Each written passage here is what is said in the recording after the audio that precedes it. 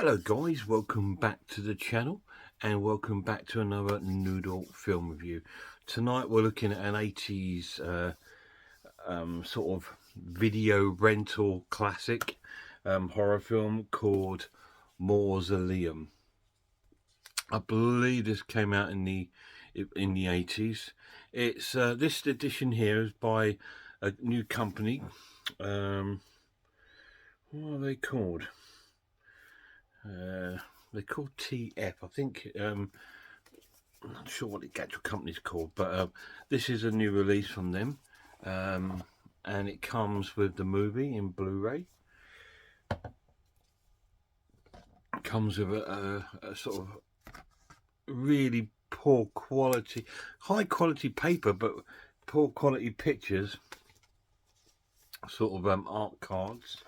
It comes with a large booklet, which is actually really cool. It goes into real in depth about the film. Now this film, it's, what can I say about it? It's like a cult sort of sort of video rental sort of film from that period, and it's a really poor story. The acting is awful, and the actors are terrible, and it's great. It's so cool. The film sort of starts off with this young girl in the graveyard with a family member. Family members died, and she's all upset. And these two are the worst actresses ever. And so we're treated to some amazing acting, like pieces, sort of acting quality. And she goes running off and towards in the graveyard because she doesn't want to go home, and the other woman just sort of like starts screaming, "Oh, come back, don't please!" She's like really badly overacting just for this kid running off. Anyway, she goes running off, and then she turns up at our mausoleum, and we're treated by all these really poor sort of special effects of like this hazy sort of I don't know if it's supposed to be fire, but it's sort of like orange haze outside the mausoleum, and she's hypnotizing her to go towards it, sort of thing. So anyway, she goes towards it and goes inside, and she keeps going deeper inside into this sort of green lit mausoleum, and she arrives at this sort of tomb with these rats crawling over it, and then some random guy just comes in there. And we hear all these sort of ghostly noises like ooh, like that, and then the guy just starts throwing this really weird fit, and then he sort of goes out of the mausoleum, and the girl's just staying hypnotized staring at this tomb, and the guy just sort of goes out, and he's outside the mausoleum, and he's sort of like shaking and sort of fitting, and then the top of his head sort of blows up, and he sort of drops down dead, and the girl's sort of like in there, sort of like there's some sort of shadowy sort of figure, sort of like on the wall, which we don't really see anything of, and she then touches the this sort of spider web that's attached to this tomb, and she cuts her finger on it, and this opens the tomb, and then this hand pops out, and it's amazing. And then we sort of cut, I think, pretty much to the future, and we see this psychiatrist talking to a family member about Susan, that's the girl's name, who's now grown up. So we rejoin Susan again at the graveyard, and she's staring at this grave for ages. It's like one of the longest sort of cut sort of scenes where she's like staring at this grave for like ages and ages, and then we hear the woo sort of noise again, and she sort of looks up over at where the mausoleum is and starts walking towards it again. And then when she gets towards it, it opens and she goes inside. And while this is going on, we've got the psychiatrist sort of doing a narration about the family history, about this sort of demon that's only can be that sort of possesses like the firstborn girl, whatever, of every sort of generation, and the only way it can be destroyed is by her returning something to the mausoleum. Anyway, so she's we just get all this, and then we see her sort of waking up at home, and her handsome partner's there with, yeah, a typical 80s look. It's so 80s looking, it's incredible. And he goes, well, let's go out dancing. And, oh, yes, please. And there's a gardener spying through the window at them, sort of a sort of a cheap sort of Tom Savini lookalike, just sort of looking in at them. Anyway, so she goes and gets changed and walks down the stairs all glammed up to go out with him. So they go to this sort of bar, all overdressed, and sit at this table.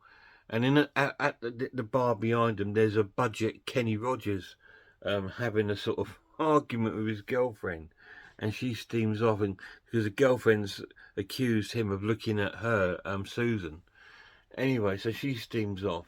And then Susan and her partner go dancing on the floor, and we're treated to some amazing 80s dancing. And then he gets a phone call, and now Kenny Rogers lookalike comes in and sort of tries to dance with her, but she runs off from him. Anyway, they get back together. He says, I've got to sign these papers. She goes, well, I want to leave anyway. After this Kenny Rogers incident, she just wants to go.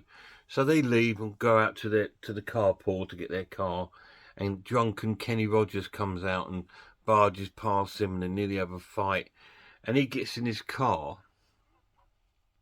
and then her eyes go all green, like pure green, and she's sort of like looking at this car, and then the car sets on fire, and Kenny Rogers is in there and he can't get out.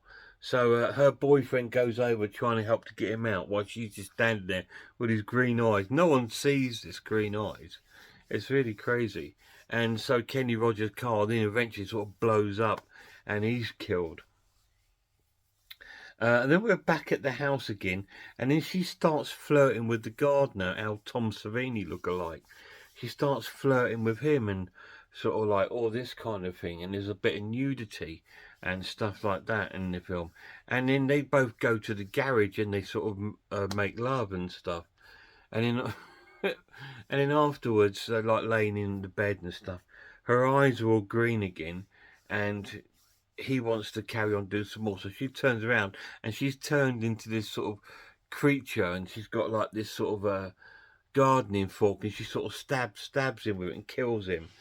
So, and that's all I'm going to tell you. So what on earth's going on? There's obviously some sort of a curse that she's been betrayed onto her after going into that mausoleum after whoever's funeral that was. Don't really explain whose funeral it is. And she's now cursed with this demon.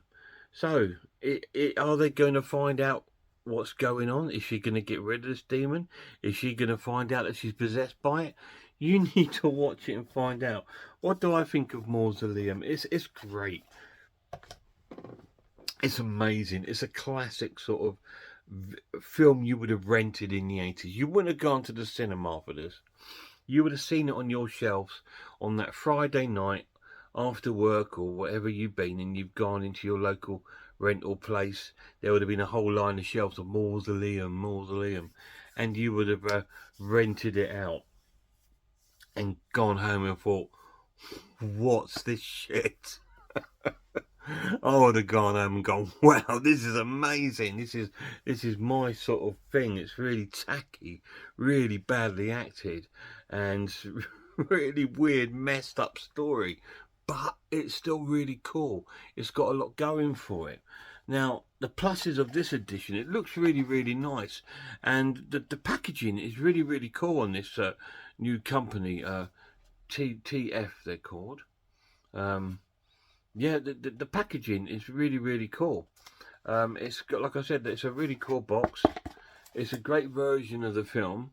The acting is awful. It's dreadful. It's really up there with some of the worst acting. But that's what I love about it. And that's what gives it a real sort of charm to the film. There is some quite good effects and gory moments in it, apart from the stupid yellow eyes. And when when she does these sort of greeny yellow eyes, there's like this sort of sound that it sounds like something from Star Trek, like the early Star Trek sort of noises. It almost sounds like uh, Bones is there with his sort of thing doing his checks over the body. It's a really weird noise, but again, it's just brilliant, absolutely really cool. And again, what I love about it is, oh, it's so badly acted. These actors probably think they're making one of the best horror films ever made, and so they're really sort of committed to it, and you can see that. And I can see why it's a real sort of cult favourite. It's a great, great film, and it's great it's finally being re-released on sort of Blu-ray.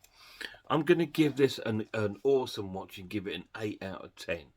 I really, really enjoyed the film, and I don't think you'd be disappointed if you pick this up. It is a limited edition because this company, this new company, what they're doing, they're bringing out certain films, but they're only bringing out a certain number of them. So when they're gone, they're gone. So it might be worth trying to pick it up if you want a real cheesy sort of 80s horror film.